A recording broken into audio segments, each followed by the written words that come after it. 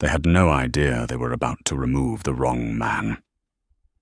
The boarding pass was lightly folded in Evan Mitchell's hand, but what froze the entire cabin wasn't the paper. It was the sentence that shot out of Kelly Brooks.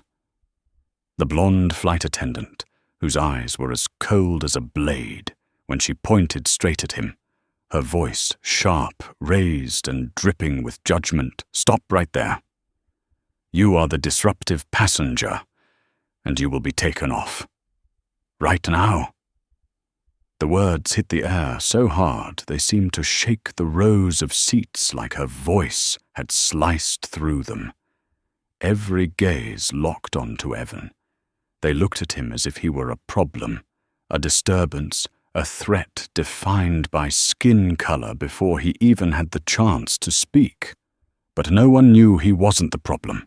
He was the test, and they had already failed. American Air Flight 2874 had just closed its cabin door. The cold white LED lights sweeping across the rows, illuminating every small movement. Evan stood there, back, straight, deep, dark eyes, steady and unbroken. But beneath that silence was an undercurrent of tremor grief, still raw from his father's funeral, a promise to his family, and a hidden identity he had no intention of revealing, at least not today. Today he only wanted to sit down, breathe, and let his sadness rest somewhere in this cabin filled with the scent of air conditioning and metal. But Kelly never gave him that chance.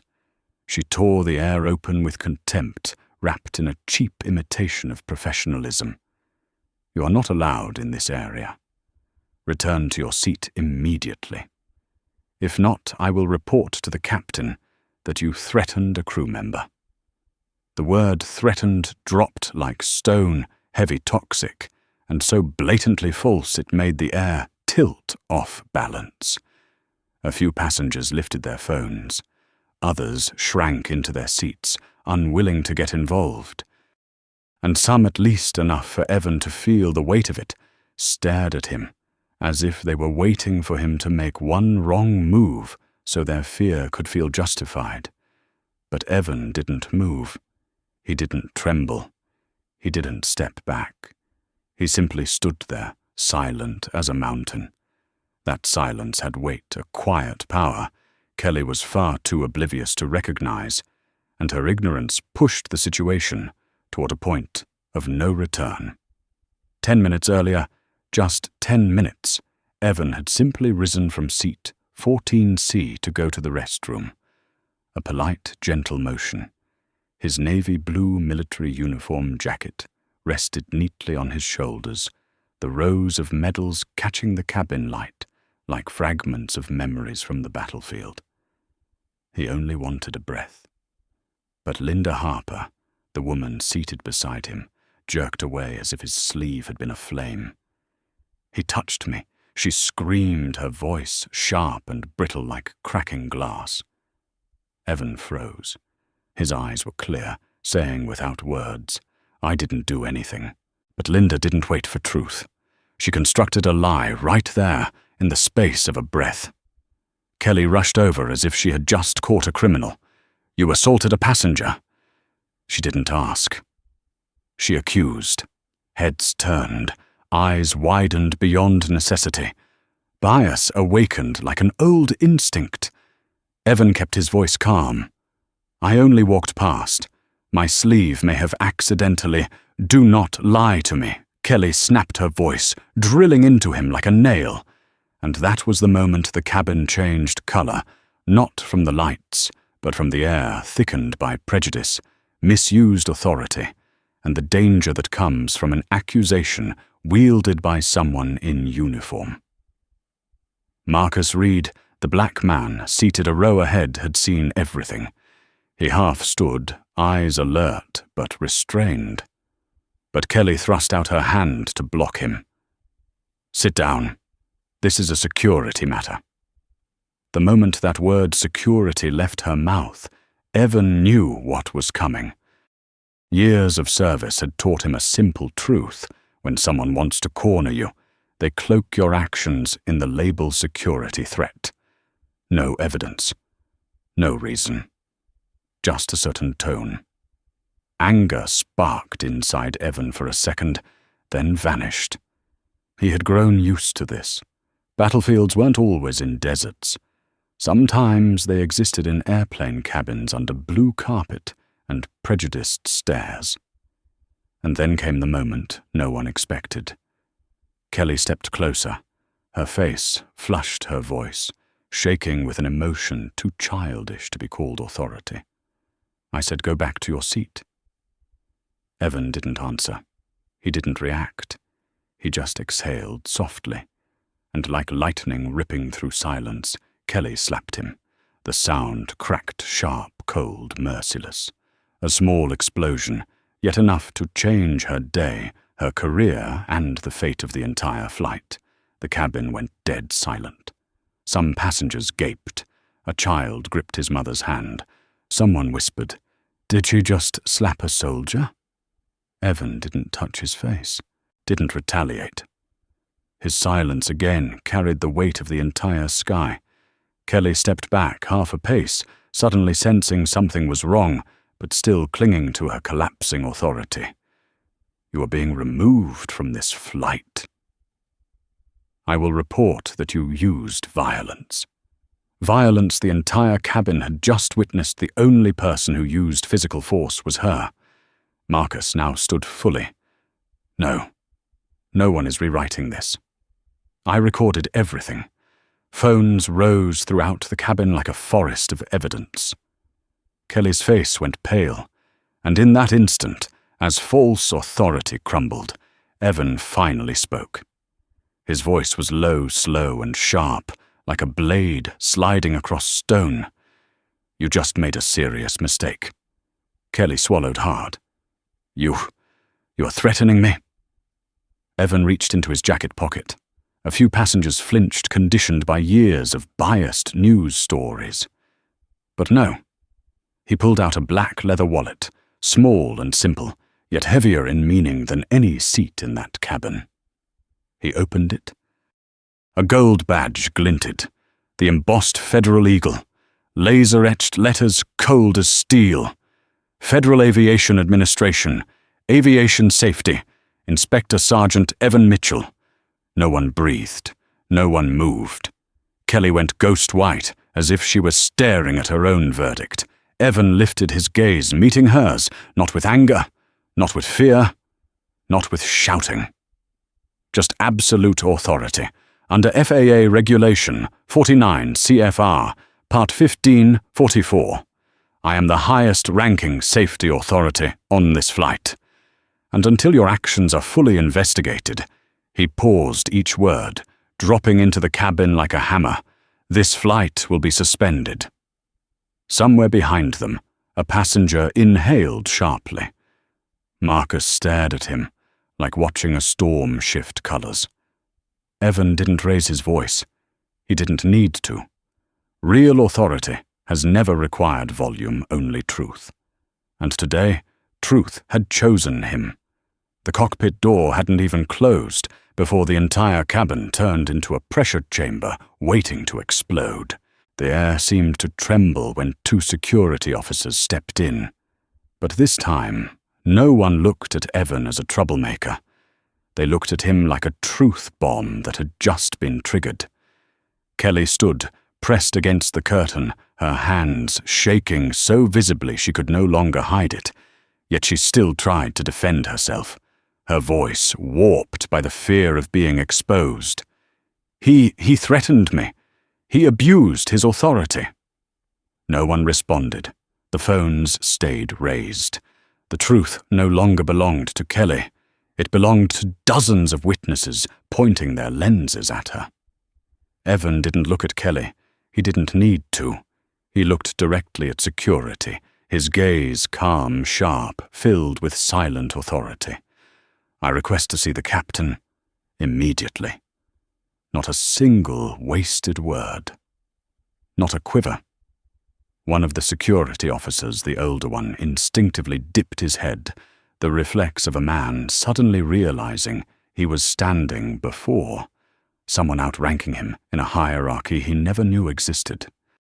He moved quickly toward the cockpit, tapped gently, exchanged a few quiet words, then stepped aside to make way for Evan. Some passengers shifted in their seats, forming a narrow path for him, as if participating in an unspoken ceremony. Evan walked slowly and steadily, each step landing with a weight that made Kelly shrink even further behind the curtain. When he stood before Captain Robert Hansen, their eyes met like two sharpened blades, finding their point of contact. The captain checked the FAA credential, checked the military insignia, checked Evan's face, the face of a man who had endured too much injustice to suffer even one more ounce of it. The captain nodded heavy, like delivering a verdict. "Inspector Mitchell, you have federal authority. I will review the video." Marcus stepped forward, immediately holding out his phone. The captain watched. He didn't blink. He didn't speak. But his face changed color. The first officer behind him froze his hand, suspended mid-air, as if he had just witnessed a mistake big enough to set an entire airline on fire. Kelly was summoned. She walked into the cockpit like a criminal stepping under a courtroom spotlight. No more arrogance, no more razor-edged tone, only panic twisting itself into the shell of her brittle professionalism. "Captain, I had reasons." "You struck a passenger," the captain said, his voice not loud, but heavy enough to crush the air around them. "Not to mention discriminatory conduct, false reporting, and threatening to misuse aviation security regulations." Each word fell like a hammer on the final pillar Kelly clung to. "Captain, he made me feel unsafe. I have video," Evan cut in his voice, colder than steel in the cockpit. "And I will submit all evidence to the FAA investigation office." Kelly went rigid. The captain turned to security. "Remove her from the aircraft. Now." A strangled sound escaped Kelly's throat like a child being dragged from their last hiding place. She tried to cling to the door, tried to speak, but the two security officers took her arms and led her away. No one in the cabin felt sympathy. Not a single pitying look. Only a shared understanding spreading through the rows that false authority had finally been stripped bare by the man they tried to humiliate. The captain turned back. "Inspector Mitchell, under FAA regulations, your designation takes absolute priority when there is a safety violation committed by crew. We will suspend this flight until replacement personnel arrive." Evan nodded once. His eyes held no satisfaction, no triumph, only cold focus and steady resolve. The captain stepped into the cabin to make the announcement. The intercom crackled the sound firm, sharp, and weighted.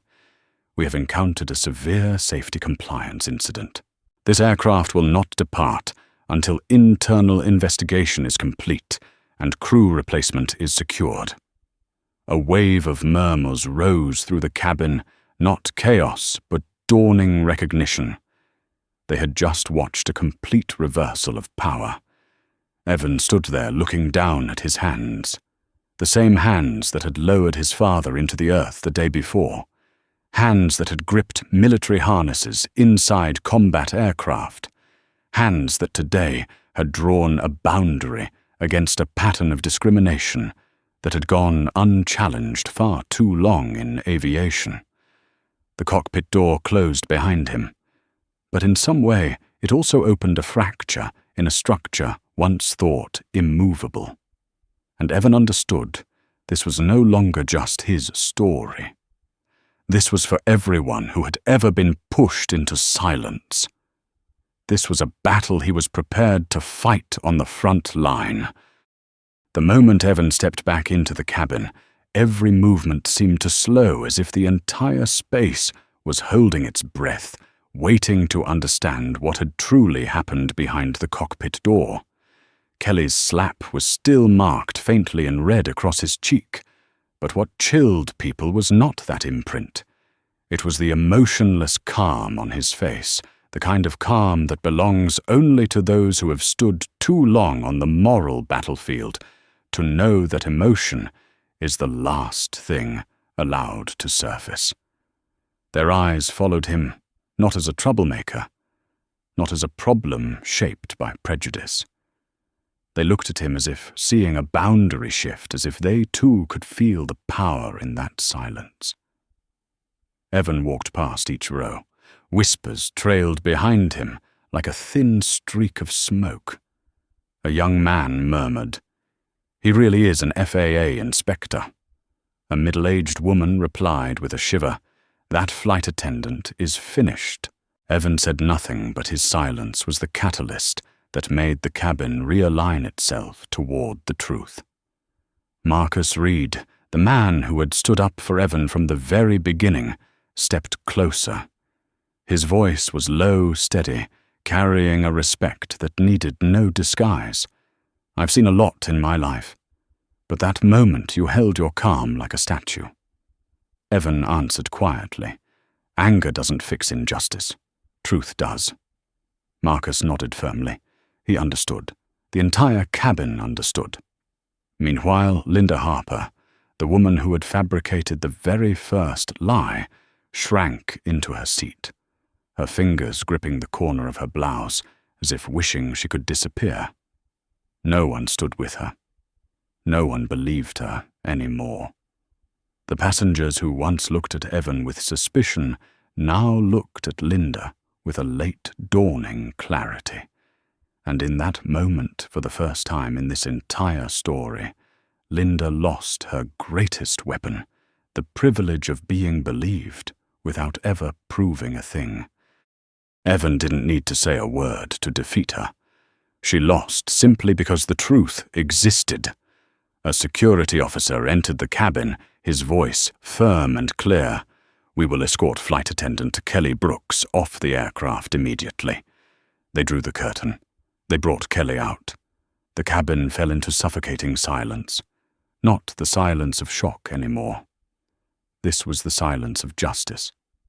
Kelly walked down the aisle, her face frozen, like someone who had just touched the edge of a lifelong sentence. Passengers stepped aside, forming a narrow corridor, forcing her to walk through the judgment of dozens of eyes.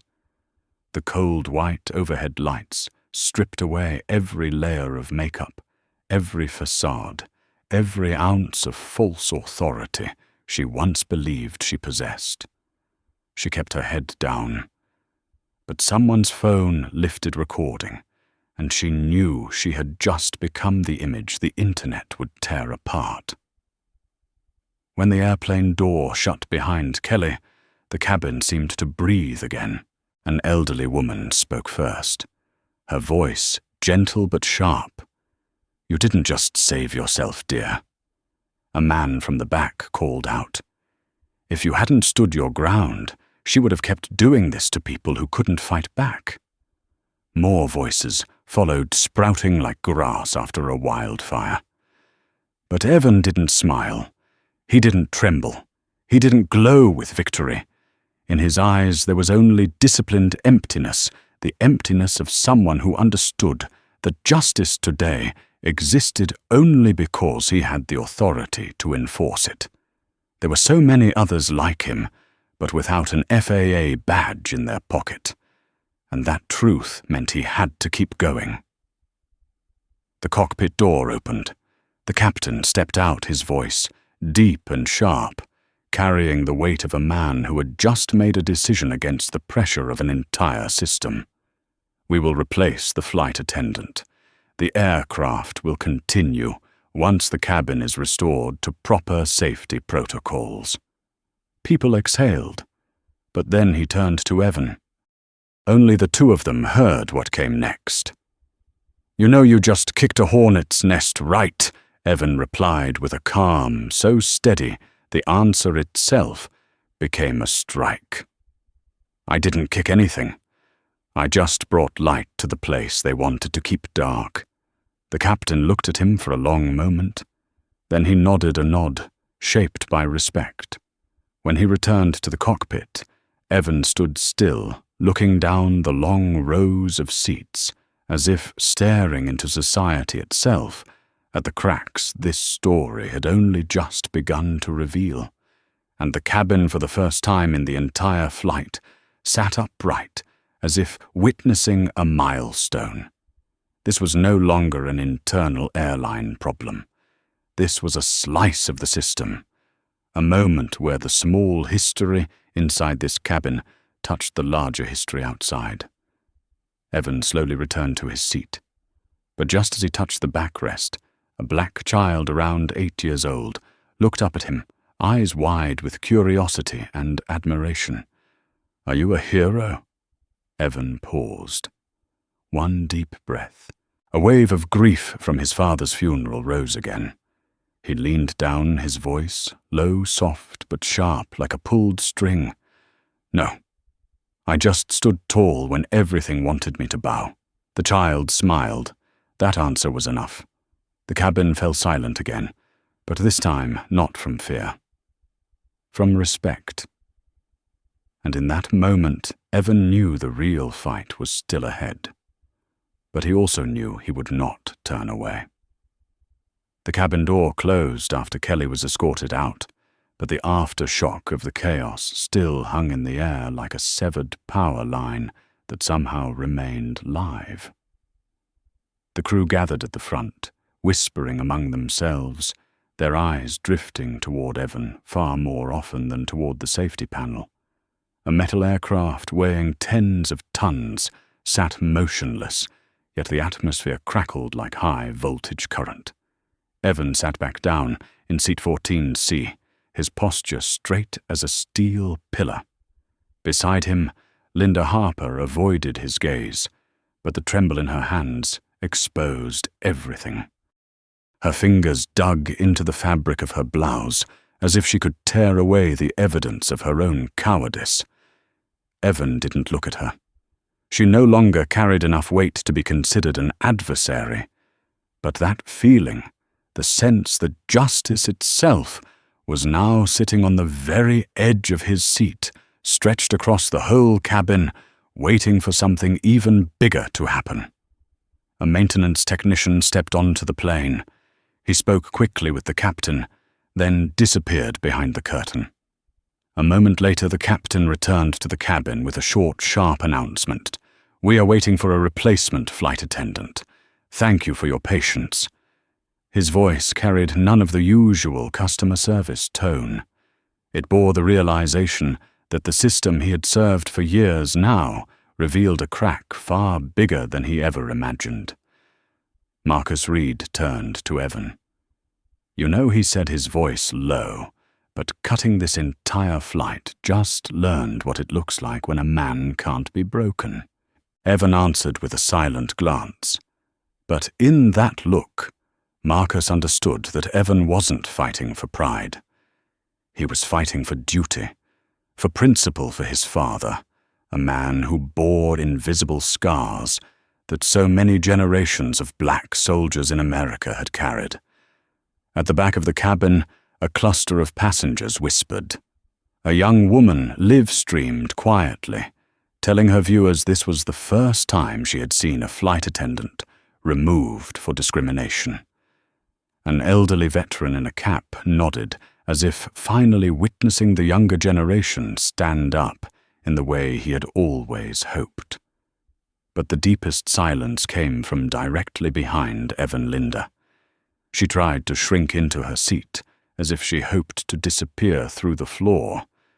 No one spoke to her, and that silence, that sudden invisibility, became her verdict. Evan felt her gaze tremble against the back of his head, a pleading for forgiveness she no longer had the right to request. But he didn't turn around. Not out of pride, but out of truth, she was no longer part of his story. The cabin door opened again. A new flight attendant stepped in. Monica Fields, calm in posture, sharp yet warm in her eyes, someone who had seen more than the airline would ever admit. As she walked past Evan, she gave him a small nod, a silent acknowledgement of what he had just done. The captain stepped out behind her. He looked at Monica, then at the entire cabin. His voice rang out clear and strong. "We have replaced the crew member. This flight will continue once final checks are complete." But then he paused. One breath. He looked directly at Evan. "Thank you for keeping this flight safe." A simple sentence. A sentence everyone heard. A sentence that rewrote the power dynamic inside that cabin. When the captain returned to the cockpit, the moment lingered in the air. A black man, falsely accused, humiliated, slapped, had now been publicly recognized as the person who ensured the safety of the entire flight. It wasn't an apology. It was the restoration of his position. Something stronger than any apology could ever be.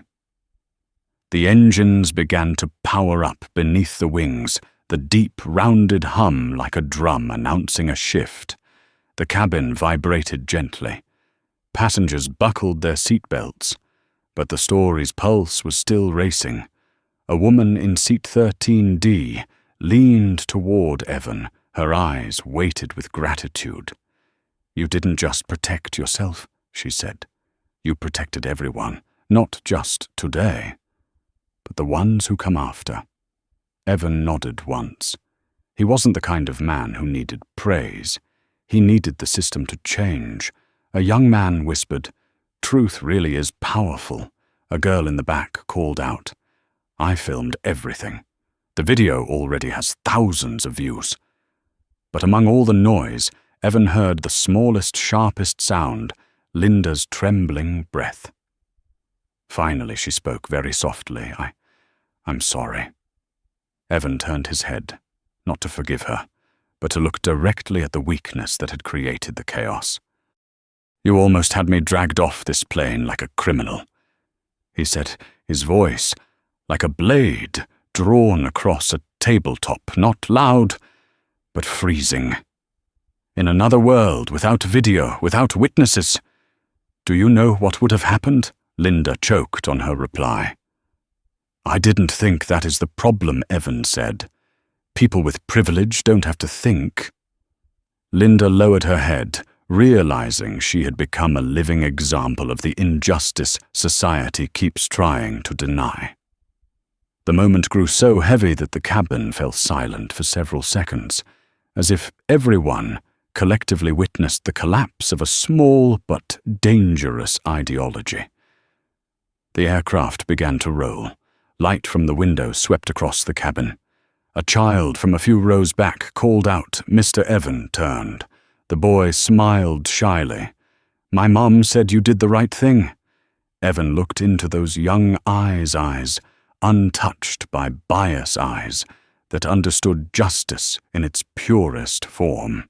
"I only did what needed to be done," he answered, his voice deep and steady like a promise. The plane accelerated. A new journey began. But what was taking flight wasn't just the aircraft. It was a fracture in the system, a shift Evan now knew he had inadvertently become the face of. And he was ready. The aircraft lifted off the runway, but the silence inside the cabin did not thin out with altitude.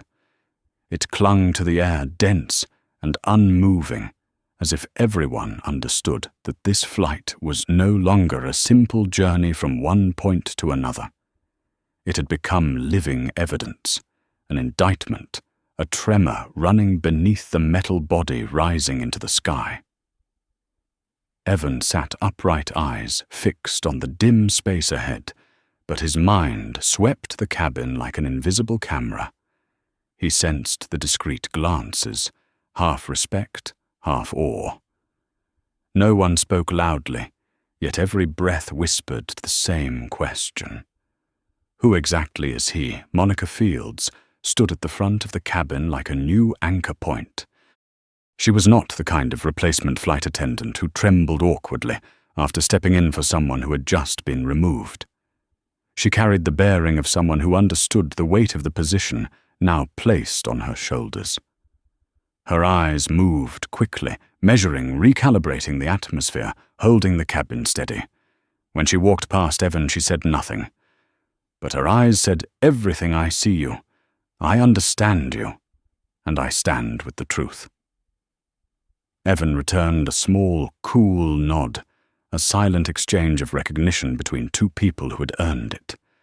Behind him, Linda Harper remained curled in on herself. No one touched her. No one spoke to her. But that silence was the perfect opposite of the frantic accusations she had shouted earlier. Now she sat alone in the moral shadow she had dug for herself. Marcus Reed scanned the cabin, his eyes narrowing with the sharpness of someone who had witnessed injustice far too many times. "You know," Marcus said quietly, voice low and steady, "this whole cabin is shaking for two different reasons." Evan didn't turn. He simply listened. Half of them are shaken by fear of what they just saw. Marcus continued. The other half are shaken because they realized it could happen to them, to anyone. Evan closed his eyes for a single second, a brief pause to compress something nameless inside him. Not anger, not sadness, a kind of exhaustion. Only people who have endured repeated injustice understand the feeling of having to defend your existence even when you have done nothing wrong. Monica began serving drinks, moving slowly, firmly, studying each passenger with precise care. When she reached Evan's row, she placed a bottle of water on the tray, not with special treatment, but with a respect so sharp and clean it felt like a laser line. "Do you need anything else?" Her voice was low, soft but controlled. "I'm fine," Evan replied. Monica nodded slightly. "If anything else happens," she murmured, "I'm here." A simple sentence. But in this moment, it felt like a vow. The cabin began buzzing again. A group of middle-aged passengers talked about the airline getting sued. A young live streamer whispered excitedly about her video gaining thousands of views. An elderly man muttered that he had seen things like this many times before, but had never seen anyone stand up as strongly as this. And then, like an arrow slicing through all the chatter, a voice from the back rang out sharp and irritated. Why do we all have to wait an hour just because of one person Evan didn't turn? He knew that tone, the kind of person who hates delays more than they hate injustice. Monica stepped forward before the complaint could spread. "We are delayed because a flight attendant violated critical safety regulations," she said firmly. "Not because of a passenger." But the man didn't back down. He caused trouble from the start. If he had just done what he was told, Evan stood up. Not fast, not forcefully, but enough to change the temperature of the air. The cabin went silent, as if someone had pressed a mute button. Evan didn't look at the man. He looked across the entire cabin, his voice deep, sharp, without a wasted tremor. "If I bow to injustice, then tomorrow someone else will have to do it in my place, and everything will only get worse." The man froze.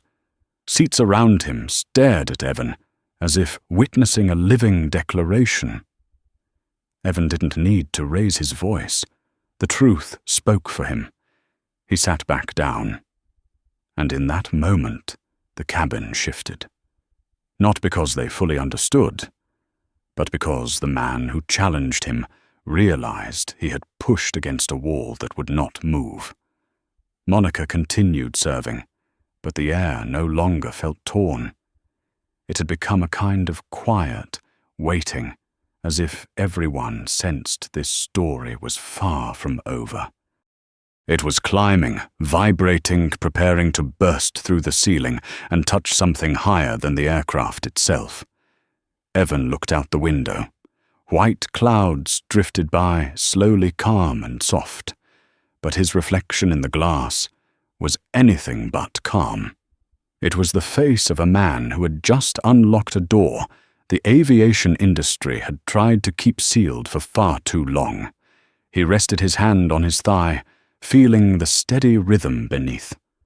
A rhythm of composure, a rhythm of determination, a rhythm that refused to bow.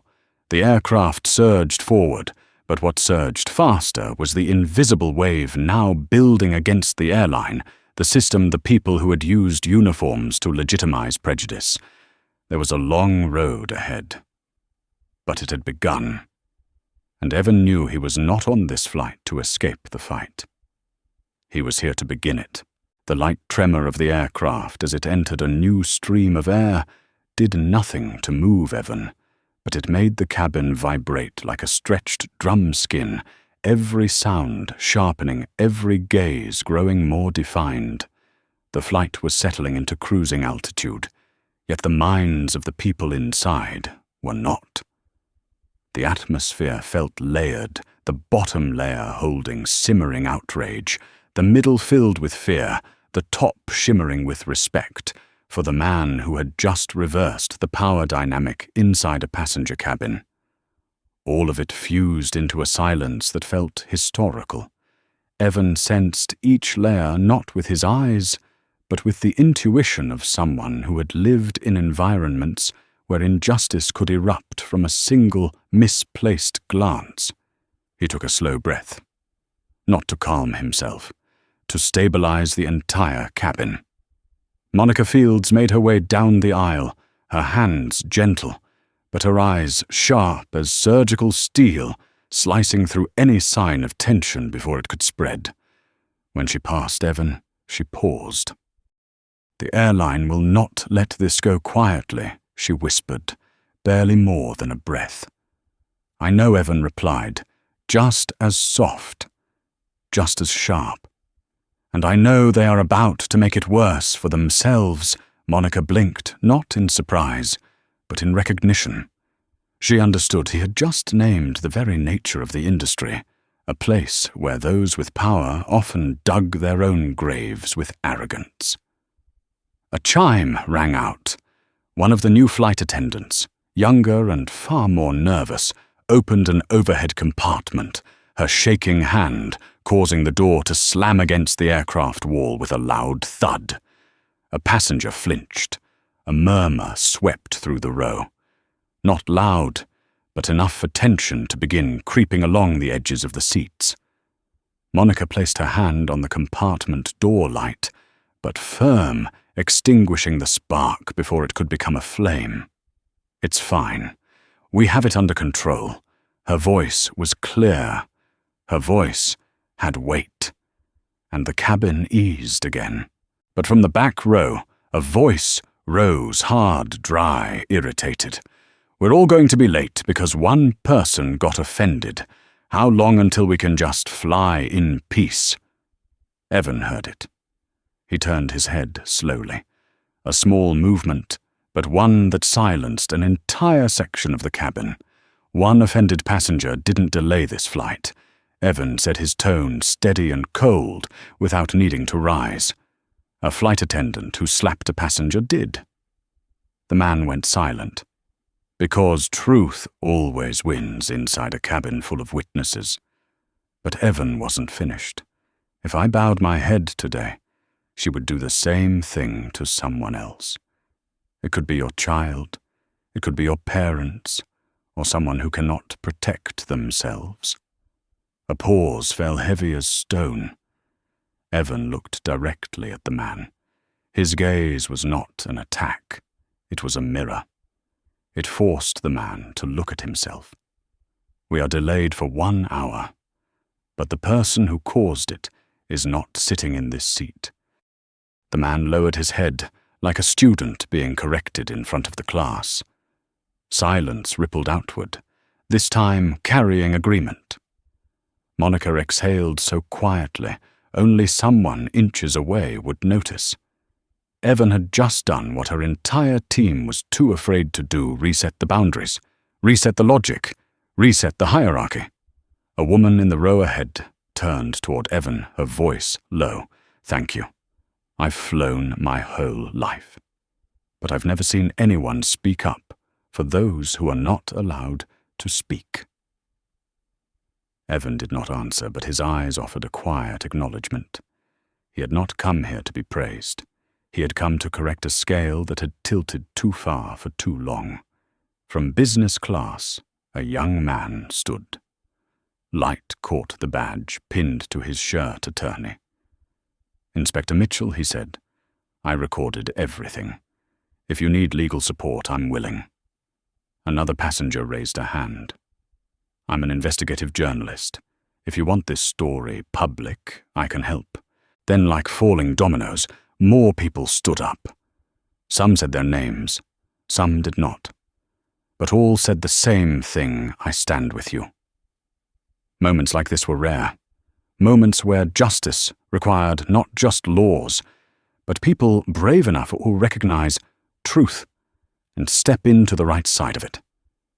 Evan absorbed it all, but in his mind there was only one image: his father. The man who had taught him that justice does not always win. But every time justice did win, it was because someone stood up and refused to let it lose.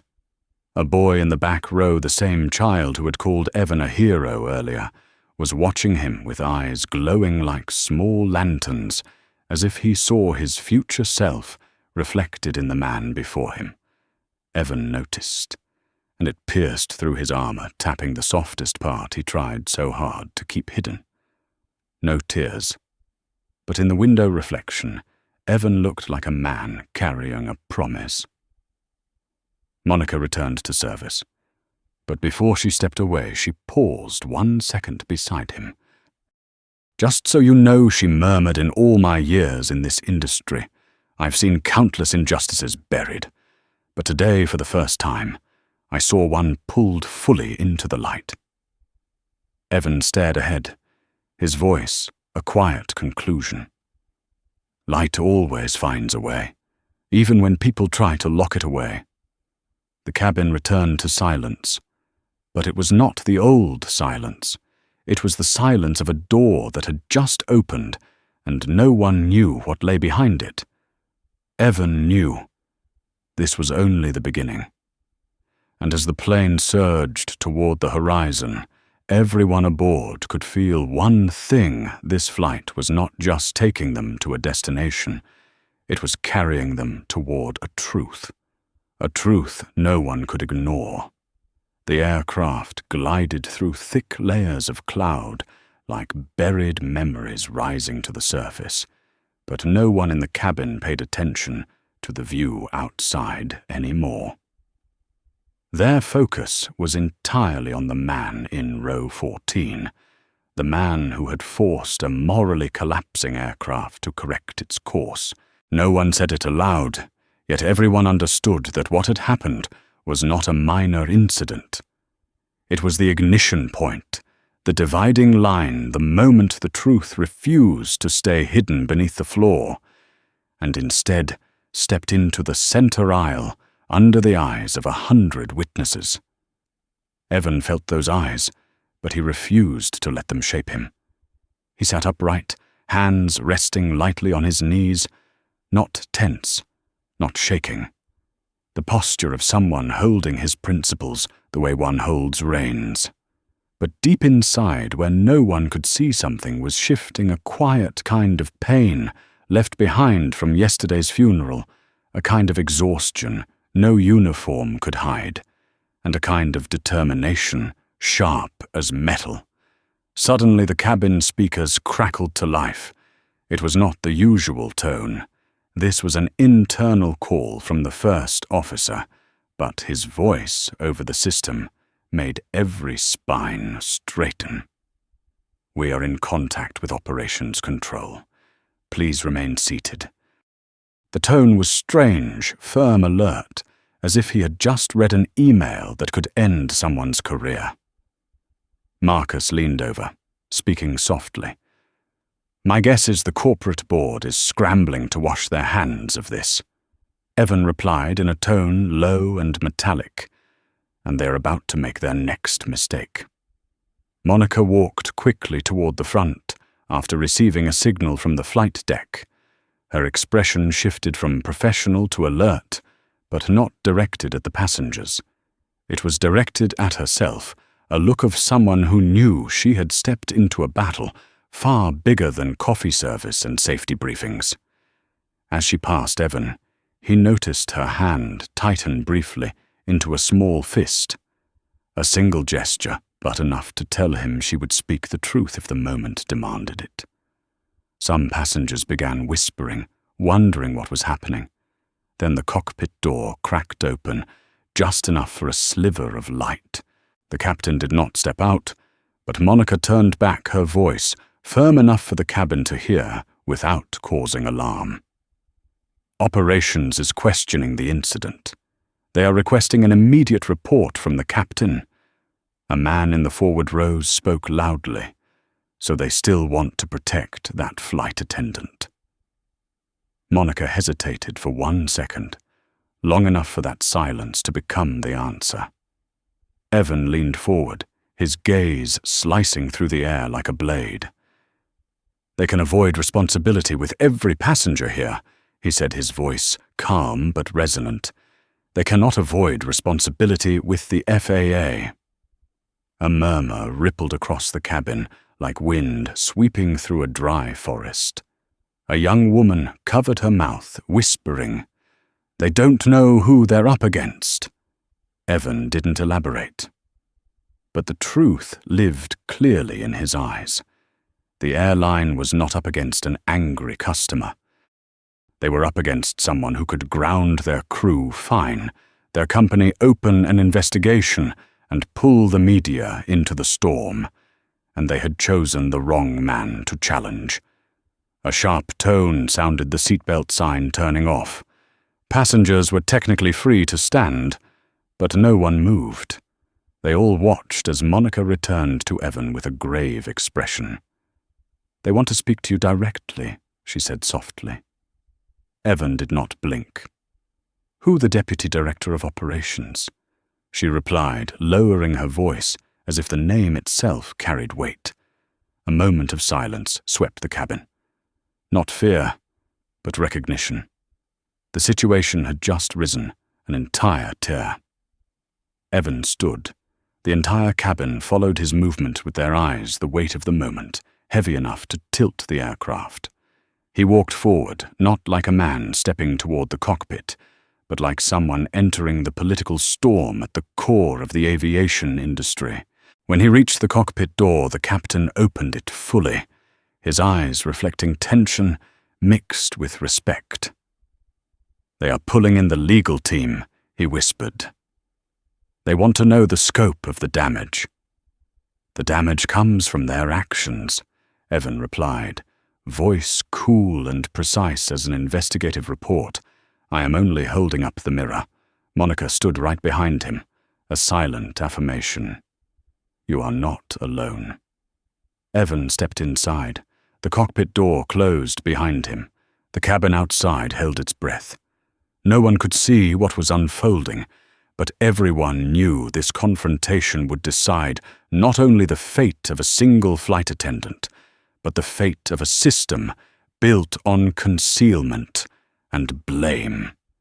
And in that moment, one truth was louder than the engines roaring outside. Evan did not enter to ask for permission.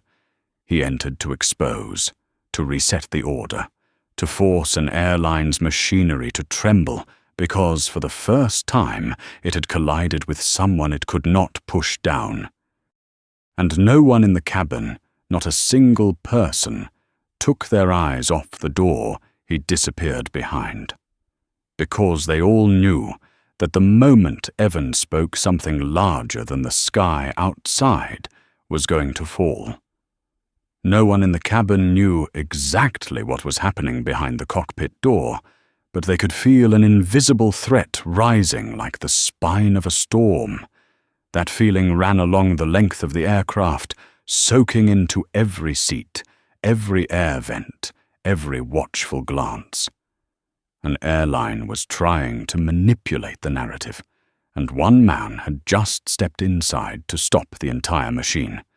Inside the cockpit, the dim gold lighting fell across Captain Hansen's tense face and the unhidden worry on First Officer Lewis's. Between them, Evan stood like a straight steel line, not a curve in sight, not a crack anywhere. The captain handed him a communication headset. "They are on the line," he said, "and they do not sound pleased." Evan put on the headset without blinking. A man's voice came through immediately cold, smooth, soaked in authority, fed by position, Sergeant Mitchell. "This is Howard Granger, Deputy Director of Operations. We need to address your unauthorized interference with our flight crew's procedures." Evan did not move, but the cockpit itself seemed to tilt under the weight of that accusation. "I did not interfere with anything," Evan replied, his voice low and flat like the surface of water moments before a storm.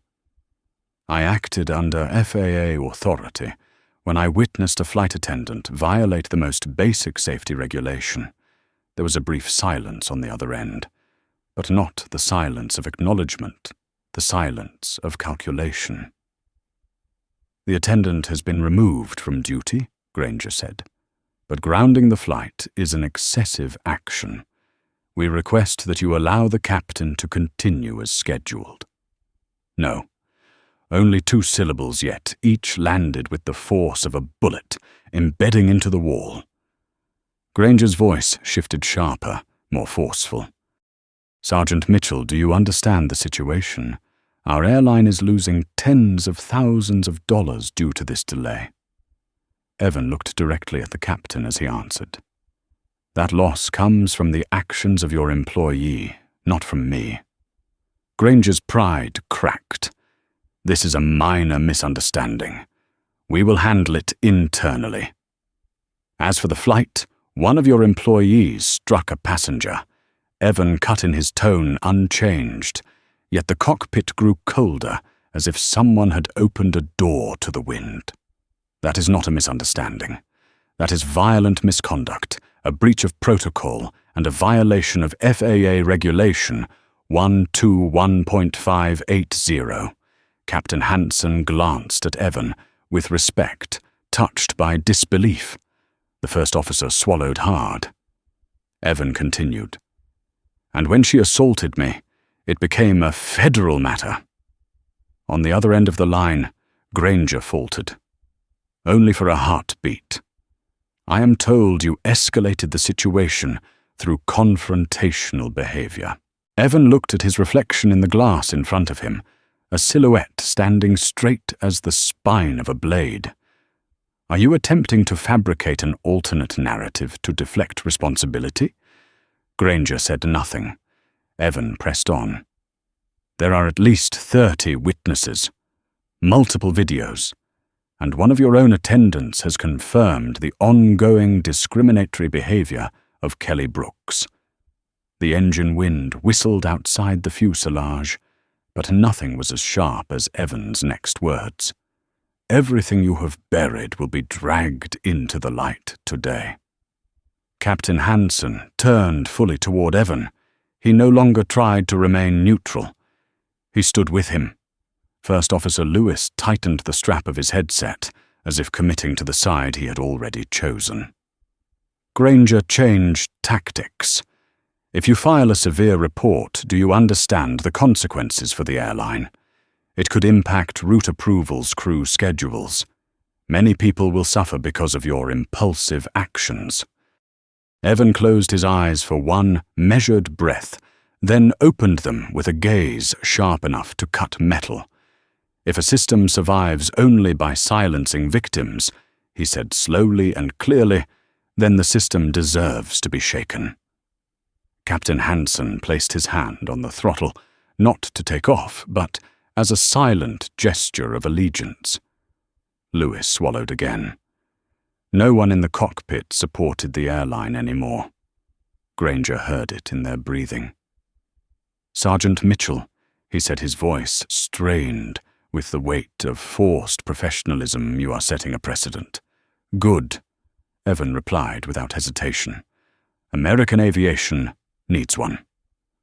Granger inhaled sharply, exhaled slowly the sound of a man cornered. "Very well. The airline will conduct an investigation. The flight may proceed when the crew confirms readiness." Captain Hansen spoke into the mic, his voice like a ruling. "We will proceed when all federal regulations are fully satisfied, and not one moment earlier." The line fell silent, then disconnected. The captain removed his headset and looked at Evan with the understanding all seasoned pilots share. This was not merely a passenger. This was a man who had forced an entire airline to kneel before federal law. Evan removed the headset and returned it to the captain. "We continue," he said quietly, "but the fight does not end here." The captain nodded once. "I will fly the plane. You handle the rest." Evan pushed open the cockpit door and stepped out. The cabin fell silent. Every pair of eyes turned toward him, not with curiosity, but with the awareness that they had just witnessed the shadow of the outcome. No one knew exactly what had been said, but everyone felt the same truth Evan had not lost. He had not retreated. He had not returned the power to those who abused it. And as he walked slowly back toward his seat, the cabin seemed to widen unconsciously, making room not just for a federal inspector to pass, but for a symbol to pass. Evan did not look at anyone. Yet every gaze resting on him understood the same thing the system had heard him, and the system could not ignore him. And the sky ahead, though still blue, had changed color. All because one man refused to bow. The silence that followed Evan's exit from the cockpit was not an ordinary silence. It was the kind created when an entire system is forced to stop, look at itself, and dislike what it sees. The cabin no longer whispered. It waited. A tension so sharp that every breath sounded like the crack of glass about to shatter. Evan returned to seat 14C, but when he placed his hand on the armrest, the passengers nearby straightened unconsciously, as if his presence realigned the air back into its proper order. Marcus leaned slightly toward him, his voice low and contemplative. "You just made a deputy director of operations swallow his own words in front of an entire flight crew. People on the ground are not going to rest easy after this." "I didn't come here to make them rest easy," Evan replied. "Not anger, just truth." When he sat down, a group of young passengers a few rows ahead exchanged glances, and one girl finally worked up the courage to ask softly, "So is it really over now?" Evan did not turn fully. He only looked over his shoulder, his gaze slicing straight through the innocence of the question. "No, it is just beginning." The girl fell silent, not out of fear, but because she understood that some battles do not end when the cabin door closes. They spill outward into reports, into media, into public opinion, into history. At the front, Monica Fields reviewed her task list, but her eyes kept drifting toward Evan, as if she, too, were trying to measure the magnitude of what was coming. She knew she had stood on the right side, but she also knew the cost of doing so in an industry that preferred silence over truth. When she passed Evan to complete her final safety check before resuming service, she paused longer than protocol required. "Other crews are asking what happened," she murmured. "News spreads fast." Evan tilted his head slightly. "The truth always spreads slower than lies. Today is an exception." Monica pressed her lips together, not in fear, but in the restrained frustration of someone who has seen too many injustices buried to believe things fix themselves. "I just hope," she said quietly, "they don't blame the people who chose to tell the truth." Evan stared ahead, but his voice cut through the air like heated steel. If they do, they will have to answer to the federal government. Not to me. An older man across the aisle rose carefully, leaning on the seat for support. The entire cabin turned. He looked at Evan for a long time, the look of someone who had witnessed 2 generations of soldiers endure the same kind of injustice. "Son," he said, slowly, firmly, "I have seen men in uniform humiliated and forced to swallow it. Today, for the first time in many years, I saw the scale tip toward the one who was right." Evan met his eyes, a flicker of warmth beneath the steel, though not enough to break his composed exterior. The veteran nodded. "Your father would be proud." The words hit the place Evan tried hardest to lock away. Instantly, the image of his father in his worn military uniform returned the firm hand on Evan's shoulder during training, the voice steady and burning with conviction. "You do not fight to win. You fight so the ones who come after you do not have to survive the things you did." A breath tightened in Evan's chest, but only he knew it. Suddenly, heated voices erupted from the back of the cabin. A woman shouted, "I just want to get there on time. This whole thing is ridiculous. If the airline has to compensate, we all pay for it in next year's ticket prices." Her voice sliced through the air like toxic wind. A few others murmured in agreement, not enough to form a faction, but enough to make noise. Monica immediately moved toward the disturbance. Evan stood before she reached the row. Just by rising, the noise snapped off like a wire cut clean. He turned, sweeping his gaze across the faces behind him. Not angry, not shouting, just a warning that rumbled like thunder underground. "A passenger being slapped is ridiculous." The woman blinked, stepping back. Evan took a step forward, not threatening, simply allowing the truth to advance with him.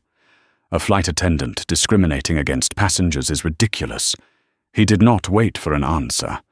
An airline trying to hide violence is ridiculous. No one replied. Evan's voice lowered, but the force in it tightened the entire cabin. "You are not delayed because of me. You are delayed because of misconduct. If justice feels inconvenient to you, then the problem is not justice." Every sound collapsed into silence. Monica stood behind him, eyes wide, as if she had just seen a safety barrier appear where none had existed before. The woman lowered her head, her voice shrinking to a whisper. "I just am not used to this." Evan replied, not harsh, but unyielding. Justice always inconveniences those who are used to comfort. The cabin fell still. No one challenged him again. Evan returned to his seat, but something in the air shifted. No longer vague tension, but a redefined boundary. A redistribution of weight. A collective understanding that one person really can force an entire system to step back. Evan closed his eyes for a single second. Only one. Enough to ground himself while the cabin recalibrated its order. Then he opened them again, sharp, steady, and ready for the next wave he knew would come. And soon. Because the battle inside the cabin had quieted, but the battle with the system had only just begun. The silence in the cabin was so dense, it felt like it could be sliced into pieces. But it was no longer the silence of fear. It was the silence of people who knew they were standing at the edge of a turning point. A door was about to burst open. A truth was about to be spoken aloud. Evan sat straight eyes forward, but every sense was sweeping the cabin like a finely tuned radar system. He felt the shift in the atmosphere, clearly no more suspicion, no more division. The cabin now resembled a temporary courtroom, and seat 14C had become the witness stand of the entire flight. Monica stood at the front of the cabin, adjusting her uniform, taking a long but quiet breath, as if gathering courage for something she knew she was destined to say. No one had asked her to. No one had forced her. But sometimes a moment pushes a person to the edge of truth, and they either step forward or regret it for the rest of their life. She walked toward the middle of the cabin. Eyes followed her. Marcus leaned forward, sensing something significant was coming. Evan opened his eyes fully, tracking her every movement. When she stopped before the center rose, her voice rose not loud, but clear as a spotlight on a crime scene. "I need to say this." The cabin held its breath. What happened today was not the first time. A ripple of shock spread like a wave. Monica continued her gaze, never leaving Evan, as if his courage had become the anchor for her own. "Flight attendant Kelly Brooks," she said, her voice trembling slightly, but each word heavy, has repeatedly shown discriminatory behavior toward passengers on previous flights. Linda's face froze. Her eyes darted wildly, as if searching for a shadow to hide in. Monica glanced toward her, the look sharp as falling steel, cutting through cowardice. She once refused to serve a young black boy because she claimed he was acting suspicious. She once filed a false report on an elderly Asian passenger, causing security to remove him from a flight for non-compliance. Every case was handled internally by the airline. Monica inhaled sharply, as if piercing a wound long covered by dust. "I filed 3 reports in the past year. None were ever acknowledged." The cabin fell into absolute silence, but not the ordinary kind. This was silence created when truth rips open the thin paper shell of a corrupt system. Marcus turned to Evan, eyes burning. "You see, this isn't just her. This is a culture of cover-ups." Monica continued, "I am tired of being told to stay quiet. But when I saw Inspector Mitchell stand firm against abuse of power, I could not stay silent anymore." Evan looked at her for a long moment. It was not pity, not encouragement. It was recognition, deep and solemn, for the second warrior who had stepped into the light. A young woman in row 15 lifted her hand to her mouth. "My God, so the airline has been hiding this for a long time." Monica nodded. The truth was carved into her expression. They hid it until they met the wrong person. Her eyes passed over Evan. An elderly veteran rose, his voice ringing like a bronze bell. "Disrespecting a passenger is wrong. Striking a passenger is a crime. Covering it up is rot at the heart of the system." A woman at the front raised her phone. "I recorded everything you said. I'm posting it. Right now." Monica glanced at Evan, silently asking whether that was right. Evan nodded once, slow and resolute. Let the light do its work. The sentence detonated through the cabin, like the signal for everything to begin. A young passenger exclaimed, "They will have to answer to the public." Another shouted, "This will be on the news tonight." A man added, "What Evan did today protects people who never had anyone to stand for them." Linda shrank into her seat. Her lies had been stripped bare, displayed in the open like undeniable evidence of moral collapse. Her face turned pale as Monica said, "If there were no cameras today. No witnesses.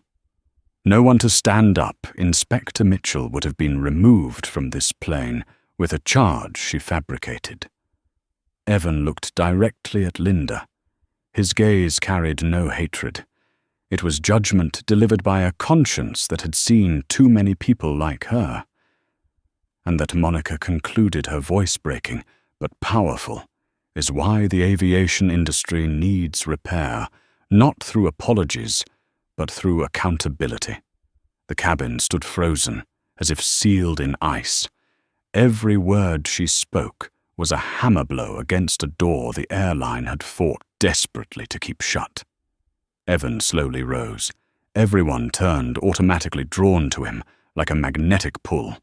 He did not raise his voice. "Truth doesn't come to ask permission," he said. "It comes to reclaim its place." Monica faced him, eyes glistening slightly, but her chin lifted high. Evan continued, "You did the right thing.